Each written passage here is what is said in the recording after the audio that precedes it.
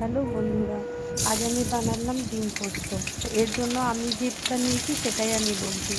এর জন্য আমি নিয়েছি 3 টেবিল স্পুন পোস্ত, একটা শুকনো লঙ্কা, এটাতে এবং এটাকে পেস্ট করে নিয়েছি, আর 2টো ডিম নিয়েছি, পরিমাণ মতো লবণ, হলুদ, আর কাঁচা পেঁয়াজ, কাঁচা লঙ্কা কুচি। এবার তেলের মধ্যে আমি পোস্তটা প্রথমে পেঁয়াজ আর লঙ্কাটাকে ভেজে নিলাম। ভেজে নেওয়ার পর ওর মধ্যে পোস্তটা দিয়ে একটু উল্টো পাল্টে দিয়ে ডিম 2টো দিলাম। এবার পরিমাণ মতো হলুদ লবণ দিয়ে ওটা ভাজতে লাগলাম যতক্ষণ পর্যন্ত এটা পুরো পরিমাণে লাল লাল না হয়ে আসে।